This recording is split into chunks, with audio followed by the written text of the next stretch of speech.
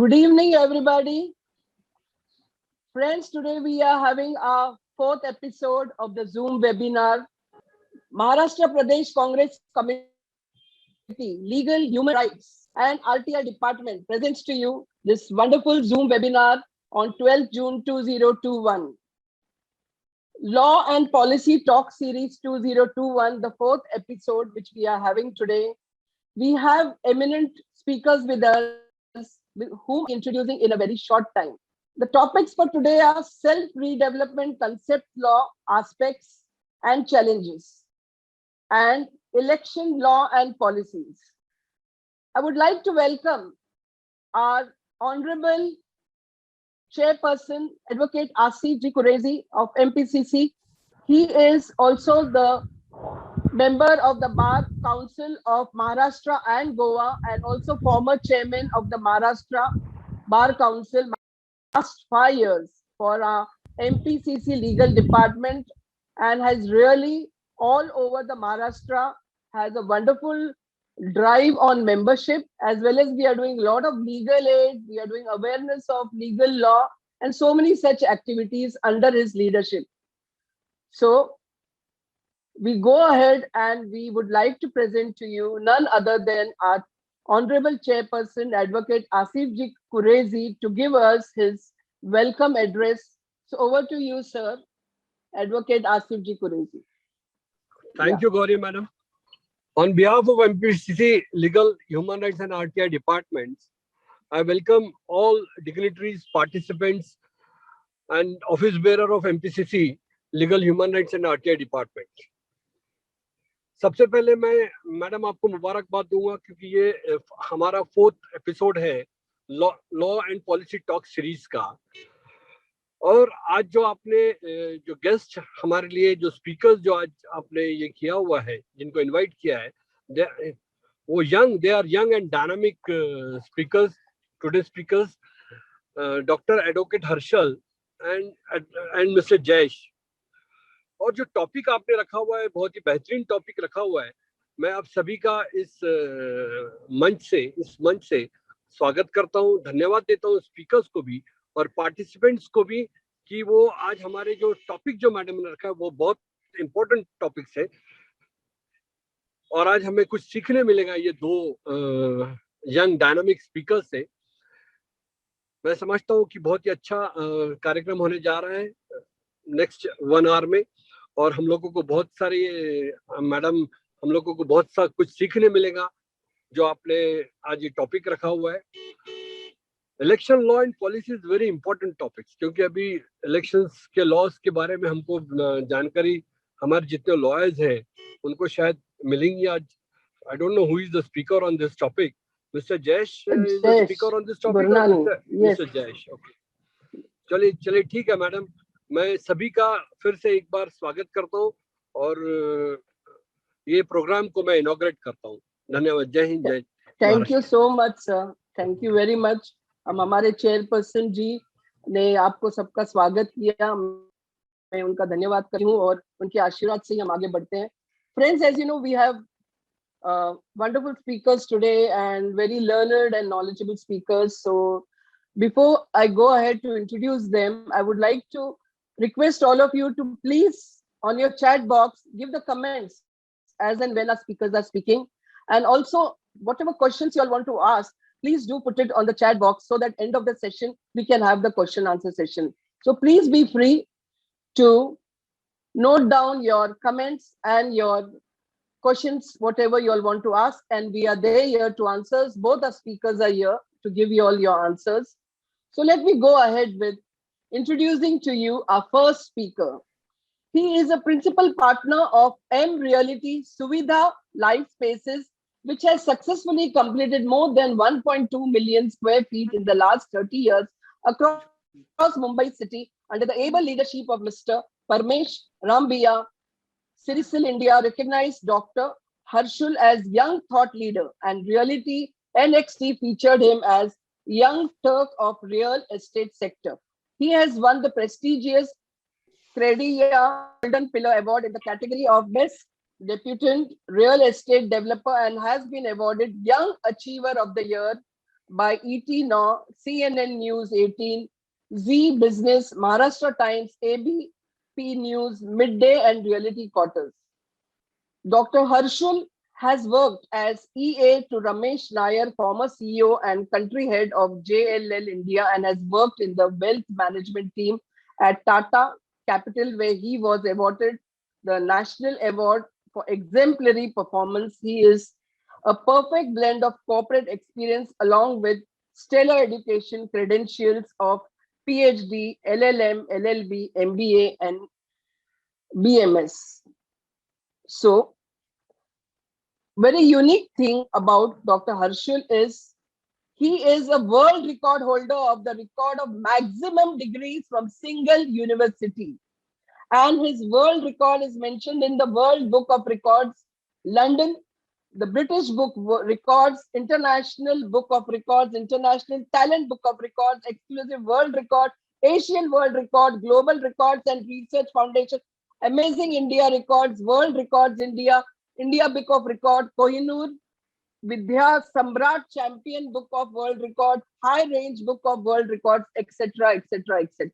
So we have such a unique personality today with us who is really going to explore to you all his expertise, his knowledge, very young, dynamic, intelligent, very energetic and passionate. So such is our speaker today, and he has been awarded doctorate PhD for his thesis on RITS Real Estate Investment Trust.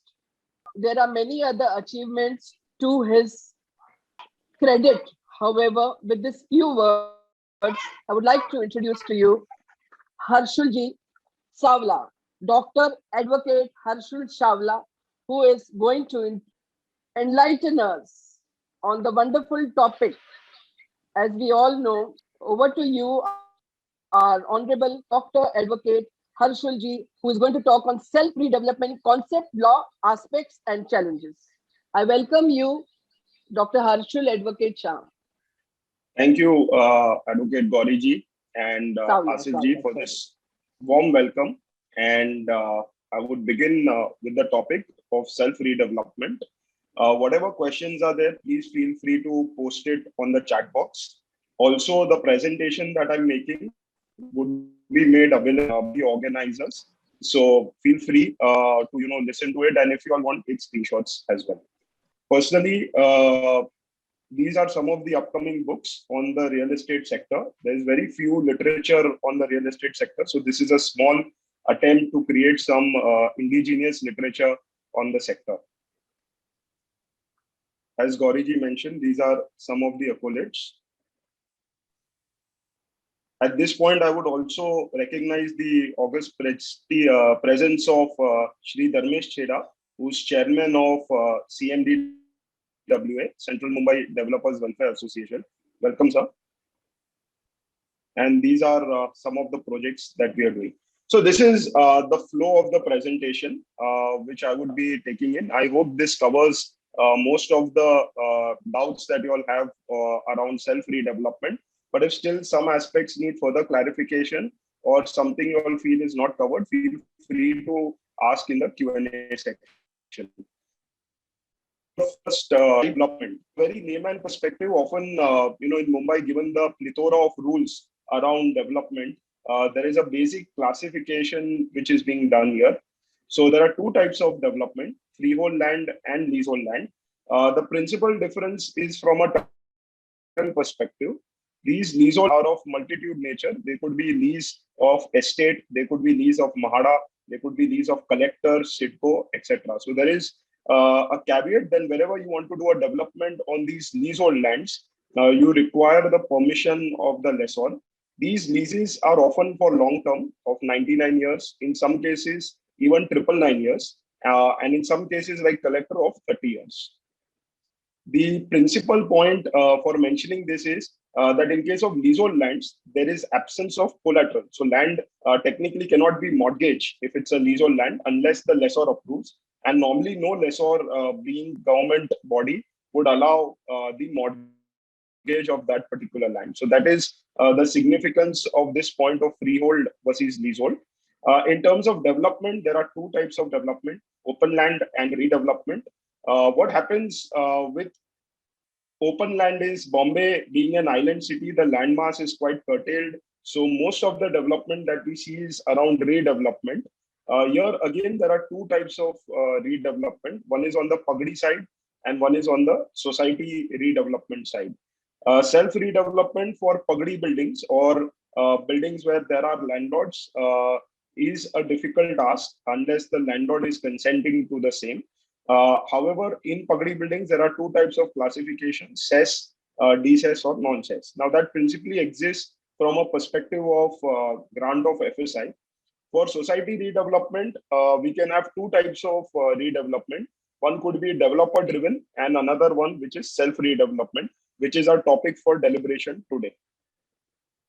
These are some of the stakeholders in redevelopment: society members, RERA entails architect, solicitor, lawyer, CA, PMC, development manager or contractor, financial institution and investors, government and approving authorities, and customers. It is very important whether it is developer-driven redevelopment or self-redevelopment. The stakeholders and their roles are to be noted for. We will be discussing the same in the forward slides. This is a typical redevelopment approval process. Section 79A redevelopment rules under the Maharashtra Cooperative Society Act 1961 is typically the first step, followed by development agreement or development management contract. Intimation of disapproval, so IOD, or in layman language we can say approval of the plans of the building as per the regulations which prevail, are to be made. Thereafter, there is something called as plinth CC or commencement certificate, which comes to do basically work of basement as well as ground level, the plinth work.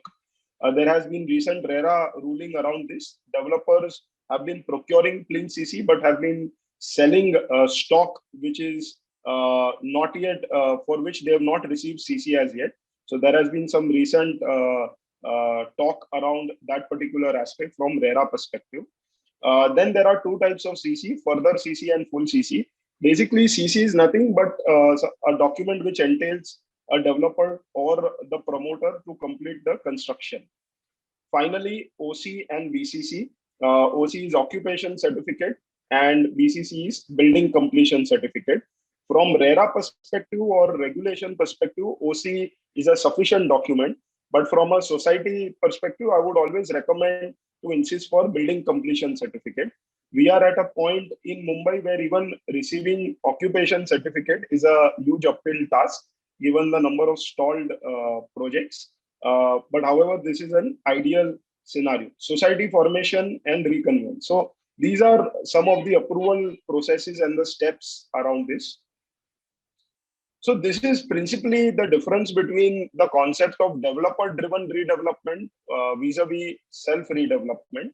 In terms of safety, the title remains with the society. So it's far safer than a developer-driven redevelopment. It is far more transparent because ultimately the promoter is society. The delivery is much more in control. Often what happens, developers, for want of additional FSI, they tend to postpone the delivery of the product because once the OC is received, they find it difficult to consume the additional FSI. So that particular part delays or derails the entire project. So, and also from finance perspective, developers run multiple projects. So often one or two projects are fueling the other projects which are not doing so well in terms of sales status. So all of those factors lead to delay in delivery, which particularly is encountered here. Change of development manager. So here the option is available with the society to change whoever is the development manager immediately by terminating. While terminating a developer who has come in through a development agreement is a far more lengthier and cumbersome process. Zero fund diversion. The entire funds are utilized for the project itself and there is complete control. Also, there are some additional benefits which are there: higher area, higher corpus, amenities and facilities, quality of construction is under control, taxes, duties, premiums can be saved, and common areas are, they remain common. They are not compromised. So common areas like terrace or refuge or those kind of things which are otherwise misused in a developer-driven redevelopment can be far better controlled in self-redevelopment. Normally, these are the two factors, safety and benefits, which is looked for by all the developers. So I think there's a, self-redevelopment. This was the GR dated 13th of September 2019. Unfortunately, this being such a potential and high, high potential and problem-solving oriented policy, not much has been done by different state governments. There was an original GR dated 13 September 2019, which tried to lay upon some guidelines around self-redevelopment, but it is still to come into practice fully. So eligibility of societies is 30 years and above. Single window system to give permission within 6 months of proposal being logged in. 10% additional FSI and incentive FSI concept has been proposed. TDR at 50% discounted rates and other concessions in premium GST. Now, this is important given that a lot of cost of the project goes towards premiums. Installment scheme to pay premiums. LUC tax exemption if project is completed within stipulated time period. So it's a great incentive for self-redevelopment. Subsidy in interest rate of 4% and stamp duty of 1,000 would be charged for the existing members. Vigilance committee and grievance redressal committee provisions are made in case if there is a problem while doing the self-redevelopment. Finance and funding. Now, this is the single most important slide in the entire presentation because finance is the lifeblood. Finance cooperative bank called the Mumbai District Central Cooperative Bank, which was financing these self-redevelopment projects. But however, with the recent RBI circular, which was of February 2021, this year February, it has allowed multiple financial institutions, housing finance companies, banks, NBFCs and alternate asset funds to give money for self-redevelopment. But despite that circular coming in February 2021, what are the challenges? Why capital is still not coming into an otherwise no-brainer scheme of self-redevelopment is something that we will discuss on the next slide. But for now, some of the finance avenues that continue to remain available in addition to MDCCL is self-finance by society members, barter of free sale area with contractors, private investors, individuals, institutions can come, and development manager who can avail finance from banks, NBFCs or HFCs. So these are hurdles, challenges in self-redevelopment. To my mind, they can be overcome, but it is important to know when any society is going for redevelopment. Bombay is facing an acute issue wherein more than 15,000 buildings are in dangerous, dilapidated or severely dangerous dilapidated condition. Every monsoon, we see a lot of deaths of Mumbaikars due to the situation of buildings being dilapidated and not getting redeveloped due to many reasons. So often for societies, self-redevelopment is the only way out. It is also to be noted that this is not really a very new concept. Even earlier, when land prices were not so high in Mumbai, say 30 or 40 years back, there are many societies which exist in Mumbai which got together and sort of pulled in resources and self-redeveloped. Also, it is not new for to know that earlier landlords themselves took up the task of making the building. So the G+3 or G+5 buildings that you see in the island city of Mumbai, most of them by that definition are self-redeveloped. So it's nothing but a new, it's not a new trend, but it's the trend which was existed earlier. It has just come into fray with newer policy, newer guidelines, and it is really a need of the hour because given the way real estate sector is poised, it will be almost impossible for private developers to redevelop the entire city and what continues to remain potential candidates of redevelopment. So I strongly believe that there will be a huge number of societies which will have to opt for self-redevelopment model. Trust, unity for consensus remains a challenge. Often best of friends in the society, they become swayed enemies when a redevelopment discussion happens. So that is a big issue. Unity is not there. Inclination. So 100% consent is one of the important criteria, because without that, mortgaging the land would not be possible. And without mortgaging of land, availing finance will become difficult because there would be absence of collateral. Third, money funding. This is one of the major challenges, but I would suggest what is the potential and how we can avail funding. Time and energy. Now, this becomes often a problem because most of the society members, they are into their own work, whether they are employed or doing their own business. For them, putting time and energy into self-redevelopment and honorary tasks becomes a challenge. Seed capital prior to IOD. So, there is some amount of swell equity which will have to be put, which again becomes an area of issue for societies, because banks will come only at a little bit advanced stage once approvals come. But some seed capital which will be required becomes a challenge. Credit risk. Now, to my mind, this is the single most alarming issue or challenge with self-redevelopment. And this is something with my interaction with bankers also, they have pointed out that when it comes to developers, we lend to them, we have guarantees in the form of personal guarantee or corporate guarantee. We can take action against them in SARFAESI, DRT. We can take them to insolvency, bankruptcy code, IBC. We can revoke the personal guarantees or their company guarantees. But when it comes to self-redevelopment, land is the only collateral. And if the project is stuck, there is no additional respite that is available to lenders. Now, this has been the major reason why lenders have been shying away from self-redevelopment, because they don't know whom to make it accountable for. It's an entire society, amateurs who are not focused into business of redevelopment, and they are stepping in. So that credit risk is a major challenge. But despite the RBI circular being there, still the funds are not really coming in. Housing society is liable to flat buyers. So this becomes a deterrent because now suddenly, the definition of RERA, the definition of promoters in RERA is very pressing in terms of liabilities for the promoter. So here the housing society becomes the promoter, and often the housing society members, they don't want to be liable, for these aspects under RERA. The solution is simple, development manager, and I will discuss how.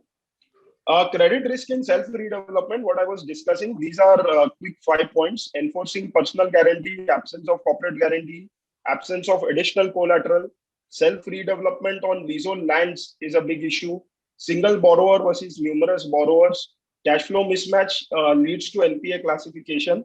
So I will just illustrate this point. If you are not paying the financial institution for 90 days, what is due, or 3 months, you get classified as NPA. And once you are classified as NPA, because of the mechanism of CIBIL being available, it becomes very difficult for you to refinance or take any other loans, because then you are classified as a willful defaulter or a defaulter in the banking system.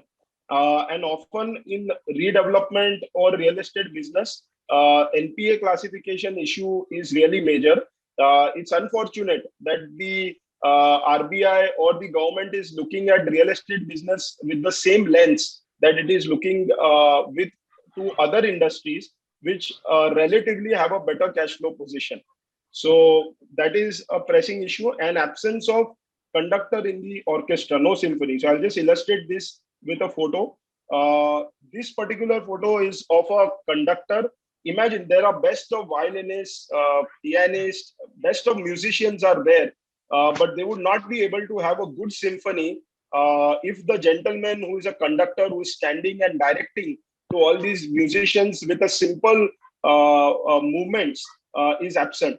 You could look at the development manager. I'm not using the word developer, but a development manager as this particular conductor who will drive symphony in the entire redevelopment process. And just imagine, replace these musicians with architects, lawyers, contractors, vendors, CA, and all these professionals. But someone needs to be there to drive the entire process. And which is where I see It could be developers or it could be a team of professionals who could act as a development manager. But there needs to be one body to drive this entire self-redevelopment process if it has to be successful. Developer, but still in case, despite the particular presentation, still if societies wish to go for developer driven redevelopment, here is the checklist which is available whenever your society or building is going for redevelopment. Feel free to ensure that this checklist is met. First and foremost, get a feasibility report done from an architect who's doing projects in vicinity. So every word is very important in this line. First, you have to know what is viability of your own project before making demand for developers. Often society members make the issue of collecting various offers, not realizing what is the actual viability. And this has been the major reason why projects also getting stalled, because developers become aggressive in order to get projects, and societies also look at only one parameter, who gives maximum to them, and it becomes more an Excel exercise rather than an exercise which is wholesome. Also, secondly, it is very important, given the plethora of development rules which exist in our city. There are more than 30 types of development regulations in this small city of Mumbai. So it is very important to get the feasibility report done from an architect who is doing similar project in the vicinity. So for example, your project is in Matunga, and you have requested a architect based out of Mira Road who has not done any project in Matunga to do a viability report. Chances are often that he will be doing more of theoretical exercise rather than practical exercise, because there are many costs which are unforeseen in real estate, which only an architect who's doing a project in vicinity could probably better estimate, and even estimate local challenges. Second, check developers' recent execution. So don't choose developers on Excel sheet who is giving maximum area, rent, purpose, but actually go to see their recent execution and the kind of delivery. It is about being, not being penny wise and pound foolish. Directly do development agreement. Don't do any interim documents like MOUs. Register the PAAA, which is permanent alternate accommodation agreement between yourself and the developer before vacating, and take PDCs of rent. This will help you to ensure that the rentals come to you regularly. Ask developer to load full TDR in the name of society before vacating. Ask developer to take full CC. Part CC can delay the project often. Ensure floor plan is annexed to the PAAA and floor should not change. Although RERA has a regulation around this and it requires 2/3 majority in case if you have to make any such changes to the plan. And most important, keep a solicitor and PMC. Ensure society is paying for it, and don't make developer pay for it, because the purpose gets defeated if you are appointing a solicitor who's being paid for the society, by for the developer and not the society. So that was my short, crisp presentation. The floor is open for questions. I would request someone from the organizer to probably moderate the Q&A, or if required, we can take the Q&A after the second session also completes. Yeah, we'll be taking it after the second session, if you don't mind. Great, Thank sure. you, Arshul. So thank you, Arshul ji. It was very informative and very brilliant presentation, I must say. Friends, as you all saw, we had this wonderful talk, and now I would request Viswajit Shinde to please felicitate our guest speaker, Dr. Advocate Harshul Savla. Over to you, Vishwajit. Yes, thank you, madam. Shinde. Yes, thank you, madam. I felicitate and congratulate to Dr. Advocate Harshal Savla ji for such a wonderful speech, and we hope all us get good knowledge from you. Thank you very much. So here we had with us our first speaker, who was really very intelligent, and we got so much of information which all of us really wanted. He is also an author for so many books like RERA and on real estate, as well as he has also been giving his visiting lecture as a visiting lecturer to Rick School of Built Environment at Mumbai campus, as well as in management. So there are so many multifaceted things a young person like Harshul is doing is really admirable. So now, once again, I request all of you, please give your comments, please be free, post all your on the chat box, your questions, and it's going to be an interesting question answer session. So let's go ahead and let me introduce to you another very young and very passionate and energetic guest we have today here, who is going to talk to you on election law and policies. As we are, many of us are from Maharashtra Pradesh Congress Committee and some other youth Congress people also. And I'm sure all others also who are there guests here would definitely like to know, after all, what goes behind the election. So we have guests today who has come all the way from Indore and from Madhya Pradesh to pursue a career in law, combining legal expertise to contribute to overall growth to the society by utilizing legal knowledge to help those in need and are not having adequate resources, and contributing the best to strengthen the Congress party on the root level as well as its ideological terms. Well, he has given his sixth semester of law and has done internship with judiciary and with our Vivek Tankhaji, who is our AICC chairperson. And he has very good communication skill and very passionate, as I told you.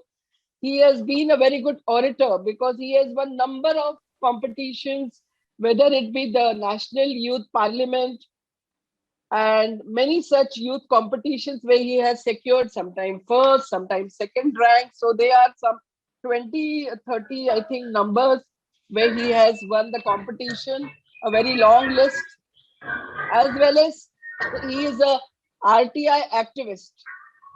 He has written number of articles on Legal Service of India, as well as article published by Law Corner, article published by Legal Education Expert, articles published by Indian Youth Congress. And what is very important is that he has filed number of PILs also, which goes to his credit. He has filed a public interest litigation before Honorable High Court bench at Indore in respect of huge public gathering done political parties, thereby paying complete disregard to COVID-19 guidelines made by central and state government. Another one which he filed again in Indore in respect of atrocity caused by police administration of Madhya Pradesh on people belonging from Dalit community of Guna, Madhya Pradesh. And another public litigation which he filed was in respect of maladministration done by state government of Madhya Pradesh for not ensuring right to health in the COVID-19 pandemic. So there are many such which he has filed on opposition parties, as well as regarding slaughterhouses and lot of such RTI regarding, especially what he has done was also against illegal tobacco shops which are operating near educational institution, and requested the district magistrate of Indore to close down the same, which was duty done by lawful means. So besides doing a lot of internship, and he's now almost a ready advocate to come here, and he is overall a youth Congress spokesperson from Madhya Pradesh. So I request him to please, I present him before you, and over to now our next speaker, Jayesh Ravi Gurnani ji. Sir, with great honor and respect, I welcome you to please give your presentation, your talk on the wonderful subject of election law and policies. Thank you, ma'am, for such a warm welcome. I am highly obliged to be part of such a great webinar. Now, such webinars are really very useful, as they not only enhance our knowledge, but they also enhance the interaction process amongst the youth, amongst the great peoples. So I thank Shrimati Gauri ji for organizing and these types of webinars. These types of webinars must be organized time and again, in my opinion. And the topic which we are dealing today is of election law and policies. So this topic is connected with me, is connected with you, and it is connected with each and every individual life of this country, because election is something which governs this country very much, because after the election the government that is chosen, that government makes policies, makes law with respect to our life, and whether a person is minor or whether a person is major, irrespective of that, the policy is made by the government. So election is something which deals with the very life of every individual of this country.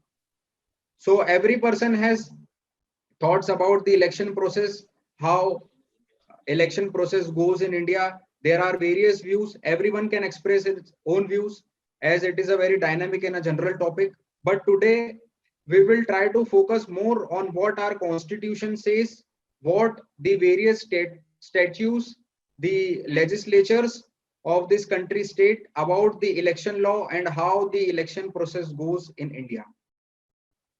So for understanding the election process in India, firstly, we would have to understand that how many types of elections are held in India. So basically, 3 tiers of election can be visualized in India. The first tier is the election of local self-government, which includes municipalities, which includes panchayat, which includes Zilla Panchayat, the Janpad Panchayat, the Gram Panchayat, and etc. etc. The second tier includes the state legislature, which includes the state legislative assembly as well as the council. Some states have bicameral legislative, while the other state only have legislative assemblies. So this is the second tier. The third tier is our parliament, comprising of upper house and lower house. Upper house is Rajya Sabha, lower house is Lok Sabha, and also the president and vice president of this country. So the first tier, that is the local self-government, it is governed by the state legislature, as making law in respect of the local self-government is enumerated under the state list of our constitution, which is prescribed under Schedule 7. So each and every state government has made laws in respect of local self-government as per their own wisdom. Every state government law have their own uniqueness, but the second tier and third tier of the election process, that is the state legislature and the central, the parliament, these are governed by the Representation of People Act 1950, Representation of People Act 1951, and President and Vice President Election Act 1952. These are the basic 3 statutes which governs the whole process. There are subsequent laws and orders also which also governs, for example, the conduct of election rules 1961, the election symbol order 1968, the president and vice president election rules 1974, the anti-defection law which was introduced via constitutional amendment, and it was added as a 10th schedule which was introduced in 1985, the model code of conduct, and etc. etc. These are some of the laws which govern the second tier and third tier of our country. Now, the basic question is that who governs and who, which commission or which authority is responsible for enforcing such laws and to examine and superintend it. So, as per the Article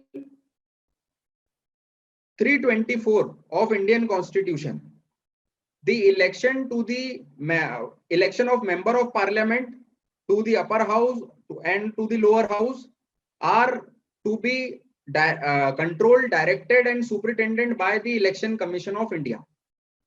So Election Commission of India is the authority which is responsible and which is authorized to deal and control the elections of state legislature as well as parliament. As per Article 243K, State Election Commission is the authority constituted to control the election of panchayats.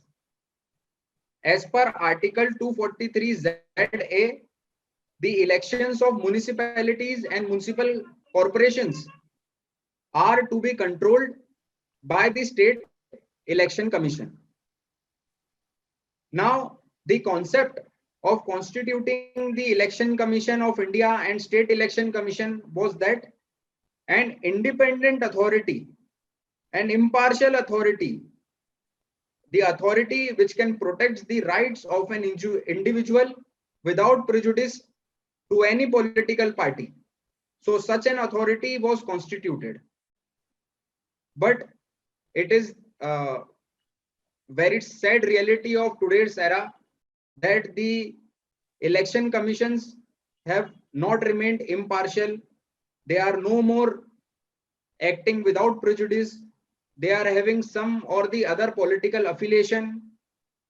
So this is the reality of today's era. As there is a burning example of Anup Chandra Pandey. Anup Chandra Pandey has recently been appointed as Commissioner of State Election Commission of Uttar Pradesh, and previously Anup Chandra was also the Chief Secretary of Uttar Pradesh. So once he was a Chief Secretary, obviously he was working under the ruling party, that was Bharatiya Janata Party. He was working under the government, and the government was run by the ruling party, that is Bharatiya Janata Party. So some way or the other he was having affiliation with the Bharatiya Janata Party, as he was the person who was in good books of Bharatiya Janata Party, and henceforth he was appointed as Chief Secretary of the state. After completing the tenure of Chief Secretary, he has again been appointed as the Election Commissioner of the Election Commission of Uttar Pradesh. And now he has been stated to act in an impartial manner. So can it be possible? Obviously not, because he is already having some kind of affiliation. When the election process starts, the collector of a particular district is given a charge of district election officer. Now collector, being an IAS officer, is working under the urban administrative ministry, general administrative ministry. So he is already working under the government, and government obviously is run by a particular political party. And if a person is a collector of a metropolitan city or a big city, then obviously he is in a good books of particular political party. And after that, when the election process starts, that particular person is only appointed as a district election officer. So can he act impartially? He can never act impartially. So this is the lacuna which we are seeing today. By amending the constitution, and the 73rd and 74th amendment was brought in our constitution in 1993. The 73rd amendment enacted the laws and give the constitutional protection to the panchayat of this nation, and 74th amendment give constitutional protection to the municipal corporation and municipalities of this nation. The idea of our lawmakers was that the democracy must be recognized at its root level, as there are various local issues that are concerning with our day-to-day life, and that must be dealt with the local authorities. So panchayat were constituted, the municipalities were constituted, the municipal corporation were constituted, Zilla Panchayat was constituted, so that the democracy is recognized at its root level. These panchayat, these municipal corporation were also given autonomy, were also given responsibilities, were also given authority. But today what we are seeing that all the decisions of the local self-government are controlled by the state government and central government. Today, local self-government has become a puppet of state government and union government, as they are doing nothing but they are just executing the policies, they are just executing the decisions which have already been taken by the state government and union government. But the idea for constituting panchayat and for constituting municipal corporation was that they can act in their own wisdom, they can act in their own manner for the benefit of local people on the local issues. But today, each and every decision of municipal corporation or municipalities, it is some way or the other connected with what the state government thinks, or first they have to take prior permission of the state government, they have to consult state government, and after the consultation, after the agreement, the decision is taken. So this is the reality. Law books speaks another story, and the reality and practicality, what is happening in this country, speaks another story. So this is the reality of election process. Now, if we will talk about our constitution makers, what they thought, they introduced the parliamentary election process so that the popular will of this country gets the recognition. It is as the democracy is by the people, of the people, and for the people. So the citizens of this country must have a say on how the policies to be made, what laws are to be made, how they are to be framed. They must have a say in that. But today, the reality is quite different. As the candidate of a political party is not chosen by public anymore, or it's not chosen as per the want of public, but a candidate of a political party is chosen by the Akas of political party on their own wisdom, in their own whims and fancies. A person having a criminal record, a person who is uneducated is also given a ticket. And after that, a person has to choose amongst them only. And after that also, when a person goes in the parliament or he goes in the state legislative assembly, then also he is not independent. He is not working as per the people's will. The peoples who have chosen him have no say on what he talks, on what decision he takes, because he is acting only as per the direction given by his political party or political Aka. Because if he abstain from doing what his political party says, then as per the anti-defection law, which is prescribed in the 10th schedule of the constitution, he will have to face the disqualification if he abstains from voting, or if he votes against the will of political party or against the whip which has been directed from the political party. So today, this nation is not controlled by the will of the people, but today this nation is being controlled by the will of political parties and political Akas. So this is the reality.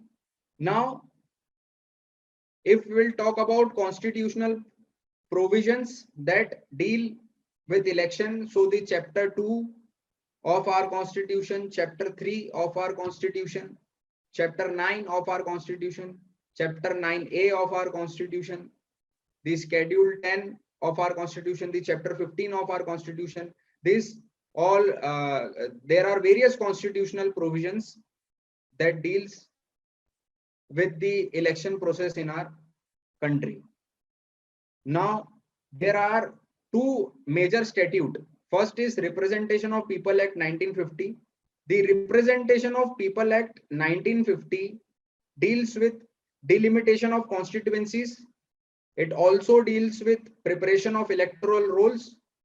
It also deals with the number of constituencies that are to be formed, and etc. etc. These are few topics that are being dealt by Representation of People Act 1950. The major statute is Representation of People Act 1951. As from the day of filing a nomination till the time the election result has been declared, all the process in middle is being controlled by Representation of People Act 1951, which includes the qualification of a candidate, the disqualification of a candidate, the notification for election, the administrative machinery, the registration of political party, the conduct of election, the trial which will be taken place when an election petition is filed, etc., etc.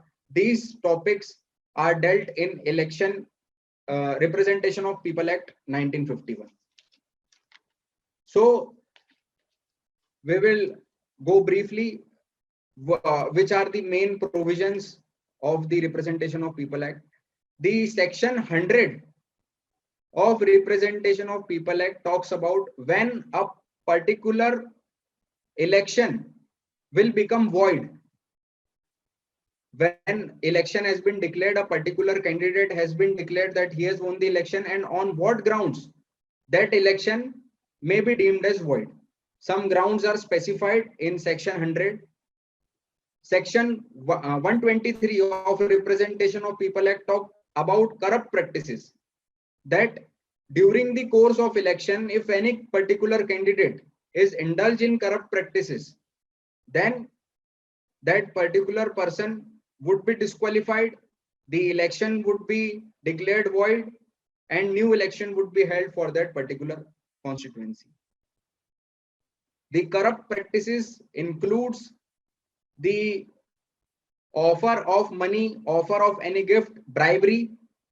If a particular candidate offers money to his voters as an gratification for voting in his favor, then he has committed the offense of corrupt practices. It has been held by Honorable Supreme Court that even if an amount of money is not specified and just an offer is made which has been accepted for giving a money, then also it would constitute as corrupt practice.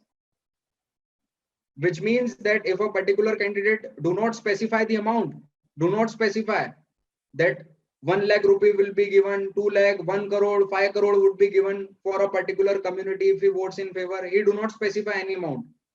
But he makes an offer that if he will win the election, he will support people of particular community, or he will give some gratification or other to a particular community or particular person. It would amount to bribery, and the person would be held accountable for corrupt practices. Now, if a particular candidate threatens voter or either the opposite candidate that he would be expelled from his caste or community if he goes against his will, if he votes against him, or if he contests election against him, he would be expelled from the community or expelled from his caste. That also amounts to corrupt practice. If a candidate seek votes on the basis of religion, on the basis of caste, on the basis of community, or on the basis of language, then also he can be held accountable for corrupt practice. For example, if I am an Hindu and I say, please vote for me because you are also a Hindu, then I have sought votes on the basis of my religion, which is a corrupt practice. If I say I am an Hindu and you have to vote in favor of me because our parliament wants more lawmakers which are Hindu, or our state legislative assembly wants more people who are belonging from Hindu community, then also I have committed an offense of seeking votes on the ground of religion. If I say I am an Hindu and my political party has given good representation to the peoples belonging to Hindu community, they have distributed several tickets to the people who have been practicing the Hindu religion, and therefore you vote in favor of me, then also I would be held accountable for corrupt practice. If I say that I am an Hindu and the person who is contesting election against me is of another community, so please vote in favor of me, as if the opposite candidate wins, then surely he would not become voice of yours, he would not take decision in favor of your community, then also I have committed an offense of corrupt practice. If I speak any personal remark against my opposite candidate, personal remarks means if I say that my opposite candidate is habitual of drinking alcohol, so please refrain from voting in favor of him and vote in favor of me, because I am a person who do not consume alcohol. So this is a personal remark. So the person will also be held accountable for corrupt practices and he would be disqualified if it is proved. If any sexual comment is also made in respect to the personal life of an individual, then also he would be held accountable for corrupt practice. So this is the law which governs the election process of member of Legislative Assembly, the council, the upper house, the lower house. So this is the election process which governs the election of our nation. Now, there is one problem. As we have seen that the law is very strict. It is very stringent. As if any person seek vote on the basis of caste, on the basis of religion, community, the election would be declared void, he would be disqualified, he would be barred for 6 years from contesting election. But why this is not happening in our country? Because I have not seen any election till date where the candidate has not sought vote on the basis of religion. Jayesh, please can you conclude so that we'll go for question answer sessions? It's time up. Yes, so you can conclude in few minutes, please. So the major thing why the law which has been made by the parliament and is not executing in this country is because the judiciary takes a very long time to decide a election petition, because tenure for a particular person is of 5 years if he is elected for the upper house, for lower house, and 6 years if he is elected for the upper house. And if election petition is filed, then the process of election petition usually takes 4 to 5 years to get concluded, as the candidate whose election has been challenged cause unnecessary delay in laches, and when the time of judgment arrives, the tenure of that person who has been elected by and who have indulged in the corrupt practices is completed, and new elections are to be held and he again contest election. So this is the basic problem why execution is not possible. Now, concluding myself, I would make few suggestions. What is the need of this hour? What policies changes we have to address? What this parliament, this government need to do so that the election process is made more strict and feasible for the public at large. First change is that minimum education qualification must be introduced in the legislative, in the Representation of People Act. As for each and everything, for government job, for panchayat karmis, for municipalities workers, or any private job, there is minimum qualification which is prescribed, but there is no such minimum qualification which has been prescribed for contesting the election. So minimum qualification must be prescribed. Criminals who are accused of serious charges must be barred from contesting election. As today, there is the criminals are barred from contesting the election, but they must be convicted. And we are knowing that in our country how long a trial takes. So conviction is very difficult. So if a person is accused of serious charge also, he must be barred from contesting the election. As a public servant, if he do some offense of moral turpitude during the course of his employment, then he gets suspended So till he is proven innocent in the trial, he must be barred from contesting the election. This is second recommendation. The third recommendation is election petition must be decided in a prescribed time frame. The maximum time which must be taken for deciding an election petition must be most to most 6 months.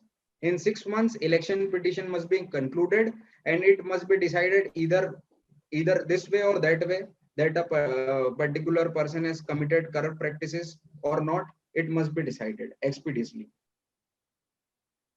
The expenses which are to be occurred during the course of election, there must be a strict law in respect of expenses, as by use of money power and muscle power today, many people are winning and many people are contesting election. They do not have any policy, they do not have any ideology, but they have muscle power and money power, and with the use of this, they are winning and again and again the election. So the expenditure must be controlled strictly. There must be internal democracy in the party, as today the political akas, the president of a political party, decide in his own wisdom, decide in his own whims and fancies, candidate of a particular constituency. There is no say of the people. The political party do not ask what the people want, which type of candidate they want, and they choose and they give ticket to a particular person without any internal democracy. Then election may be state funded. The state must sponsor the election, so it would create bar in unnecessary election expenses. This is one thing. The contesting election from more than 2 constituencies must be prohibited, as many people contest election from 2 constituencies and after winning either of them, they resign from one constituency, and again the by-election is held on that constituency, and the vicious process of election goes on in the state. The advertisement of a particular political party must be controlled. The cable television network regulation rules 1994 must be amended, and there must be a regulation which need to be addressed for the political advertisement.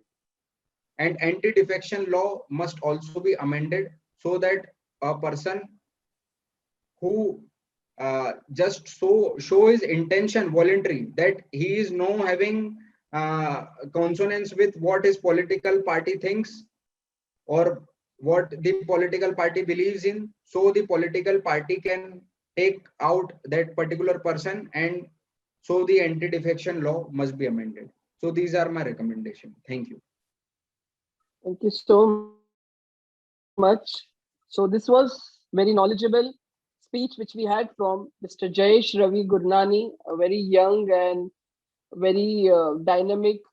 I'm really very happy that young people like you are into politics, and I would request now Ravi Jadhav to please felicitate Jayesh Gurnani ji, our secretary, Mr. Ravi Jadhav, also a politician and advocate. Thank you, madam. Jayesh Gurnani ji, thanks a lot. You have enlightened us on various aspects of how political parties has to be and what are the changes has to be done. I hereby felicitate you, Jayesh Gurnani ji. Thank you once again. Thank you. We heard Jayesh and a lot of good informations, and he has really taken a lot of hard work and pains to give us all the details about the elections. I must congratulate you, and I want more and more people. They should come like you into the politics and take interest. Only then we can have really good leaders around. So now we open for the question answer session, and I request Ravi Jadhav to please take over the question answer session. Advocate Ravi Jadhav. It's a question for Mr. Harshul Savla ji. Harshul ji. Yes, sure. There are 4-5 questions, so I'll start with the short questions. What if developer stops paying rent midway? What clause should be mentioned to revoke POA? Sudhir Chandwani has asked this question. What if developer stops Sorry, paying? yes. I got the question. So there are 2 parts to this. In the presentation, I had suggested, a checklist on my last slide, which said that, first and foremost, ask for PDCs for the period. So, that becomes an easy remedy if the check bounces under 138. So that was one part. Second part is a clause can be put, a termination clause can be put, and which could entail various kind of defaults, one of which could be about rental payment not coming, and it could be an unconditional sort of no tolerance sort of a default within the development agreement. Having said that, easier said than done. There are multiple projects in the city where developers have stopped paying rent, and getting corrective action against them has been one of the judiciary's challenge. And again, that remains an area where working needs to be done. Yeah. Thank you, sir. Now the second question is from Janak Bhimani ji. Which NBFC or HFC started loan for self-redevelopment of system? Good evening, Janak ji. Great question. So there are multiple NBFCs and HFCs who are looking to really step in, but they are looking to fix their credit structure. So the credit risk which is there, where how they would recover in case of a default of a project, is not being adequately met.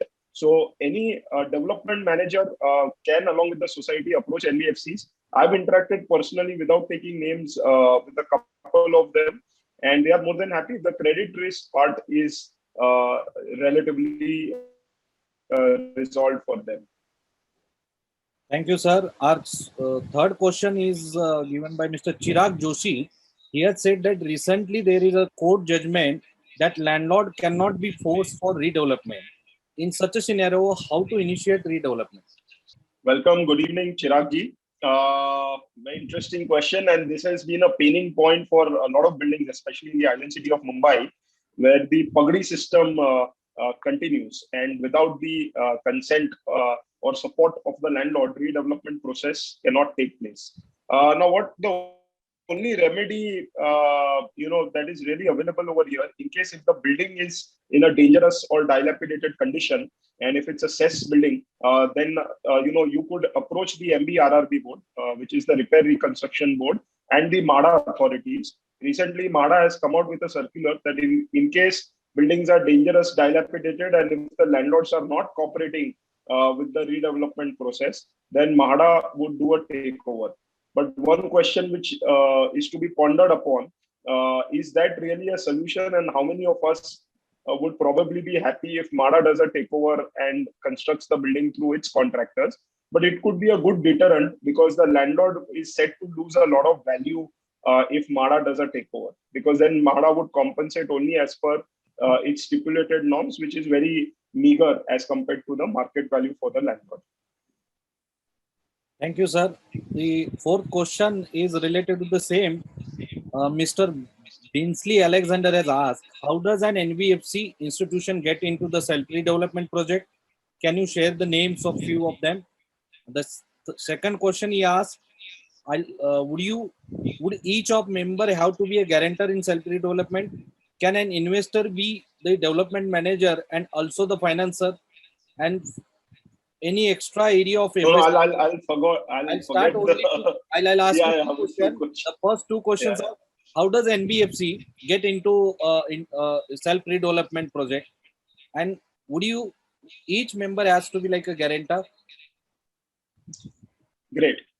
So again, related to the credit risk aspect, ideally, from a banking perspective, basis our experience, even the most secured loan of home loan that customers take, bankers seek maximum guarantee, whether it is at corporate level or whether it is at personal level. When it comes to society self-redevelopment, what happens is the land itself can be a collateral. Now, the question is whether the NBFC is satisfied with the land being a collateral or not is the personal call of the NBFC, because a lot of them have the argument that if development starts, will land have that kind of value of disposal, because it will be a litigated piece. That particular solution, maybe you could have a development manager who could give a corporate or personal guarantee to the extent of completing the particular project as per the terms which are decided. I strongly feel that if development management is executed, then NBFCs would be willing, because it's a tried tested DM model, which earlier developers have done with landlords, and in case of with other stalled projects. Third one is Bensri Alexander ji asked, can an investor be a development manager and also the financer? Of course, yes. Fortunately, that kind of structuring is possible, Binsley, that wherein the investor can step in as a development manager, or the kind of structuring that he wants to do with the society, with the legal advice, and taxation norms need to be kept in mind, and that kind of structure. Fourth question asked by Bensley ji, any extra area or FSI can the investor or financer keep as his profit? Yes, of course. After seeing the feasibility report, if it is feasible for the investor to keep some additional area without disturbing the project viability, and if it is acceptable to the self-redevelopment society members, then the same can be kept, and it can be captured in the agreement. The last question, which was asked by C.S. Sagar Bhadraji. I have a question to Arshul sir, that instead of acting as a builder for redevelopment project, if I go for a society development and take sellable area from the society in barter against construction cost, then we can save a considerable amount by getting discount in premium. Plus, we can shift many liabilities also on a society. Please share your opinion on whether society redevelopment can be an indirect tool for a builder to reduce premium cost and transfer few liability from his own head. No, so interesting question, but see, the point is very clear. Who has the liability? Who is the promoter over here? So in a developer-driven redevelopment, it's the developer who's the promoter. Basically, all the liabilities of RERA are shifted to him. When you go for self-redevelopment, the society becomes the promoter. So, this question will always come. Even a simple lawyer, forget a solicitor, would highlight this factor to the society members when the documents are getting made, that they would be liable in RERA as the promoter. And the liabilities are quite draconian, trust me. So it is not as easy to shift the burden merely on societies by executing a barter contract. That is one. Second, that GR around discounting premiums and discount or additional incentive FSI has still not come into practice.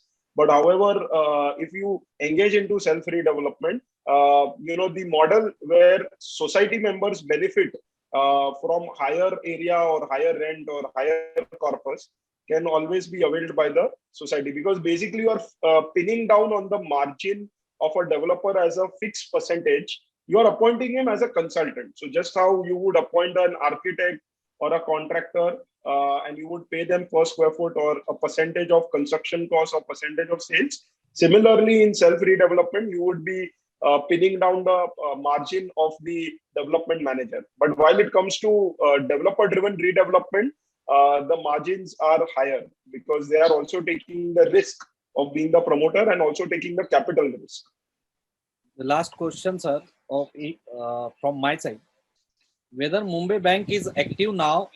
Mumbai Bank is giving a loan one in Mumbai, and what if the Pune and in rural Maharashtra, if anybody wants that redevelopment of society, then that local district cooperative bank is going to work as same like as Mumbai Bank is doing in Mumbai. So one, there is massive demand for self-redevelopment. There are multiple societies wanting to go, and huge amount of pressure was put, as a result of which RBI circular in February 21 came to allow various institutions. Unfortunately, the bandwidth of Mumbai District Central Cooperative Bank is not sufficient. Virtually for every 50 projects that they get, they are able to disburse only one project. So, there is huge demand, but unfortunately, that kind of capital is not getting made available from financial institutions. This is appalling considering the RBI circular, which now allows the bank. So, indirectly or implicitly, it just means that banks are not happy with the credit risk part, and they would need guarantees which are much more concrete in nature, and which is where I believe that infusion of developer as a development manager or some organization as a development manager, which could give guarantees to financial institution, would entail a larger pool of capital to be made available for this kind of self-redevelopment. Nevertheless, private dealings can be done with individual HNI investors who have their family office funds and who would be willing to participate, or some kind of private dealings of barter can be done by societies in addition to MDCCL. But otherwise, I see the eventuality would be having a development manager where funds will come from a more organized setup. Thank you, sir. Thank you, ma'am. So one question I would also like to put to Jayesh Gurnani. Jayesh, I would like to ask you a question regarding PIL. In Mumbai, at least, we have to pay a lot of court fees to file a PIL. And what about Indore? Do you all also pay a lot of court fees in your Indore courts also in Madhya Pradesh? No, ma'am. We have to just pay a court fees of rupees 250 for filing a PIL, and a person can argue himself also in person also, and he can also hire an advocate. There is also a culture in Indore that for PIL, advocates do not charge anything if a good PIL is there and the issue is related to public at large. And if a person who is a public spirited person goes to the advocate, then the advocate also do not charge any professional fees. That's very good. Ravi Jadhav ji, I would like you to file a PIL in our Bombay High Court that even why should we pay so much of court fees? Yeah, we will definitely. So that we can also file so many PIL as students can file, like how he is filing, because some young girls and students have recently approached, why don't you all file some PIL? They have some issues, but it is a heavy court fees in Maharashtra we have to pay in the Bombay High Court. But in Indore, I really appreciate the judiciary there. So I'm sure sometime we will take your expertise while filing the PIL. Will you help us, Mr. Gurnani? Sure, ma'am. Anytime you can ask me. I'll be available anytime. Because there are some young students like you who want to file and they approach us. So you can definitely, since you have filed so many, it will be helpful to us. So wonderful answers and very informative and knowledgeable answers. Harshul, I must say it was really a very energetic type of session we had. Jayesh, thank you. It was really very energetic sessions. And if there are many more questions coming to us, we will definitely tell you all and you all can answer. So we had extended a little bit of time because people were very interested. So now I request our Sajani Thank you, Gauri. Sajani Kishanchand to propose a hearty vote of thanks, who is also a secretary for the Human Right MPCC and a very active Rotaract member also from Rotaract Club. Over to you, Sajani Kishanchand. Thank you, Gauriji. It was really a very mind-boggling. Both the speakers were really very, very good. Two different topics, and they were very, very informative. We are all going home back with a lot of information. Thank you so much. Thank you, Advocate Ravi, for taking up the questions. And thank you, the coordinators, for being able to coordinate the session. Once again, I wish you all the best. Thank you so much.